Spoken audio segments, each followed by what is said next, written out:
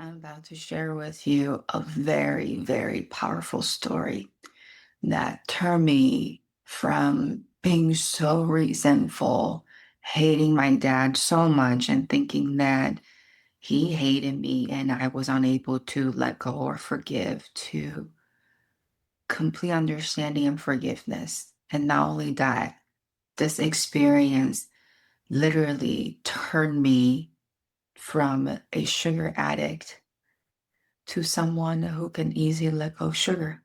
And honestly, I had so much sugar to the point where I was so bloated.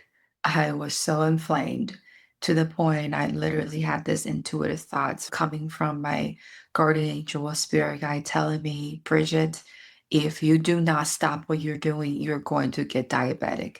It was that bad. My dad had always been mentally, verbally, and physically abusive towards myself and my mom.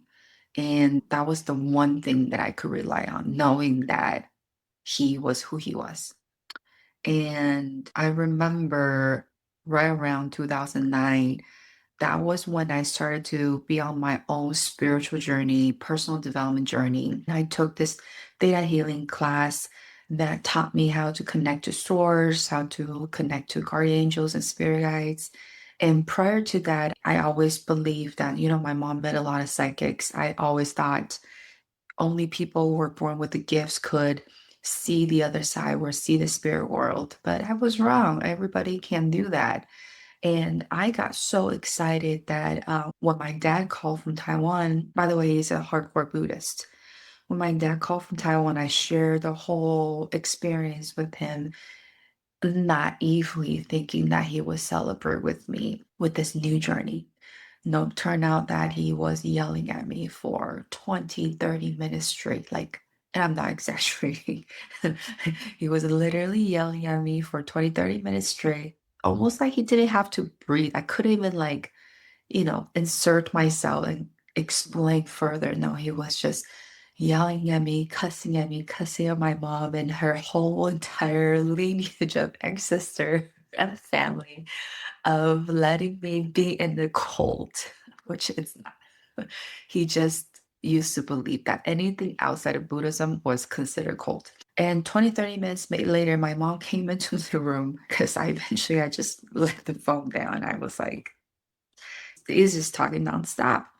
And my mom was like, he's still yelling at you? I'm like, yeah.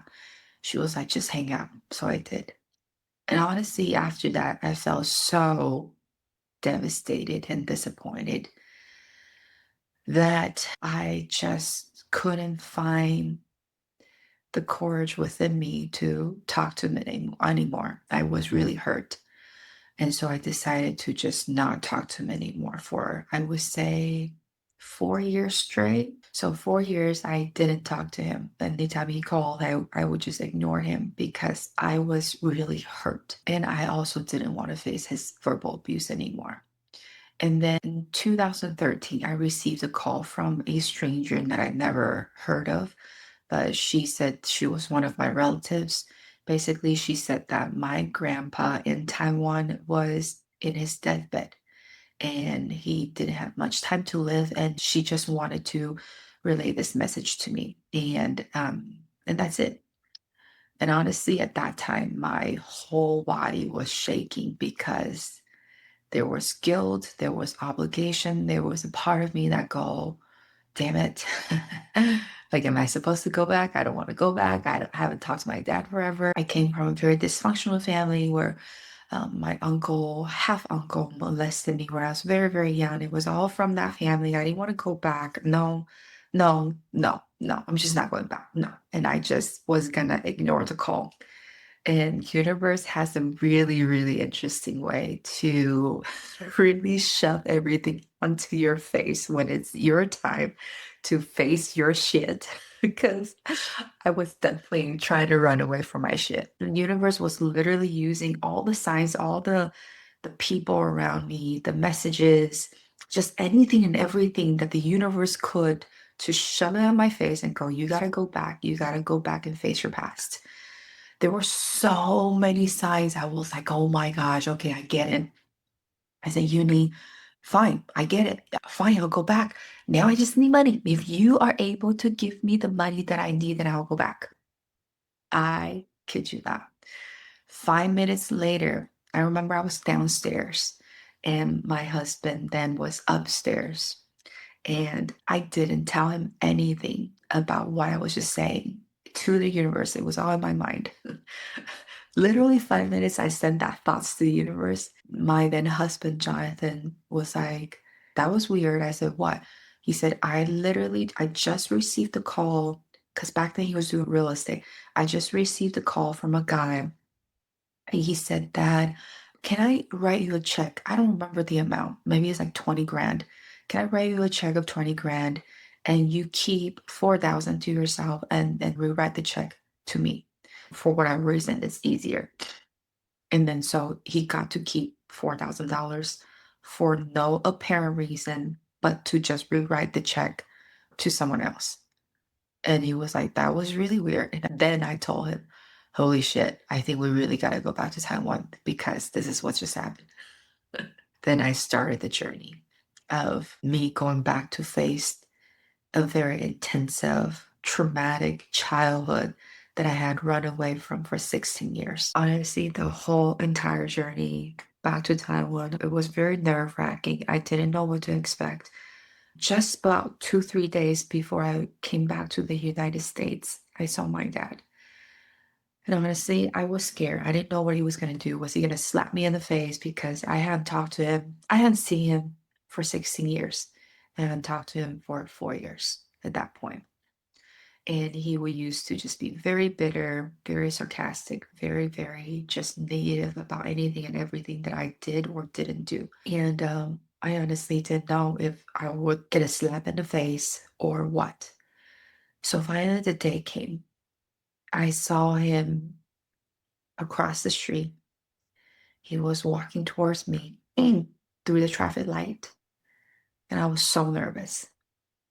And all he did was he put his hands on my shoulders and he just looked at me and he just smiled as if he was thinking, I'm so glad you're back. And we continue on to go to the restaurant. He didn't say much at all. He didn't mention anything about not calling him, not talking to him, nothing, nothing at all. We were just chatting. And he took me to a bookstore. I love Taiwan's bookstore slash stationery store. I love stationeries. They make everything look so beautiful and pretty. And I was just looking at these mechanical pencils. I still have it. These mechanical pencils. I looked at it and put it back. And my dad grabbed it, grabbed a few, 2 or 3 of them. He bought it for me. Honestly, they were kind of overpriced. I wasn't going to pay for it. And knowing him, he was often homeless. He didn't have a lot of money, but he grabbed 2 or 3 of these mechanical pencils and he went to pay for me. I told him, no, no, no. He was like, no, just let me pay for it. And I thought at that moment, I got the sense of he was doing the best that he could to compensate for the years that he wasn't able to be the dad that he wanted to be for me. And it was by these very little things that he could at the moment to compensate for those years that he felt very, very regretful. And I still have it. And it wasn't until that I saw his back walking away that I started to cry uncontrollably. It was at that moment that I realized, holy shit, my dad had always loved me so much. He just didn't know how to love. And I was holding on to resentment for as long as I lived, thinking he didn't love me and only loved my brother and favored my brother. Because every time he called, he would just ask about my brother and he would never ask about me. And I had always thought he favored my brother, he didn't love me. And when he was yelling at me for those 20 to 30 minutes nonstop, I took it as a sign that he didn't believe in me, he didn't trust me, he didn't understand me, he would never understand me. And just a lot of stories that I created about him built up all these hurtful feelings that I was carrying that turned into resentment and anger and hatred. But at the moment that we said goodbye and I saw him walked away, that all those resentment melted. That I realized for the first time in my life that I was wrong about him. That the resentment that I was carrying was just my own protection because he had always loved me. He just didn't know how. No one ever taught him how. He loved so much, but his love was abusive because that's all he knew. And later, I found out his dad never really loved him. His dad rejected him, denied him, disowned him, and basically picked him up and threw him on the wall and said, "You're not my son." That's what he knew growing up. And so, no wonder hurt people hurt people. Also, hurt people can transform, heal people that start to love people the way that they never got to be loved. And I would like to see myself as one of those that I had a very hurtful childhood, but I healed myself and now spreading the love that I never got to have growing up. And that was the moment that I forgave. That was the moment that I let go of the resentment. That was the moment that hatred melted, dissolved away. That was the moment that I received the love that I never got to receive growing up. I kid you not. A lot of dietitian nutrition will tell you that you need to change your diet or be healthier a certain way. Know that all these behaviors came from somewhere, a deep rooted emotional wound that you have been carrying for a long time. Eating carbs unhealthfully is just our way of trying to cover those emotional wounds away. I came back after that trip a different person. I naturally wasn't craving sugar the way that I used to anymore. I felt a lot more at peace. Even my aunt saw me, was like, "Wow, you're different." I died. The part of me that was carrying the wound, carrying the hate and resentment died.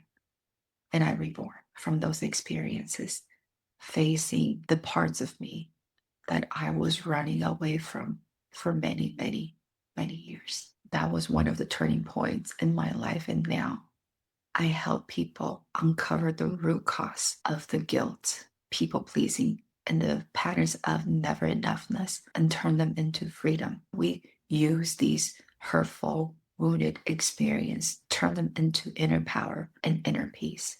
Everything we experience in the past, including and especially the wounded parts of ourselves, is for a higher reason.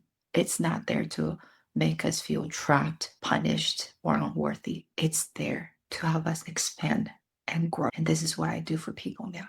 If you'd like to check out more, feel free to click the link in my bio.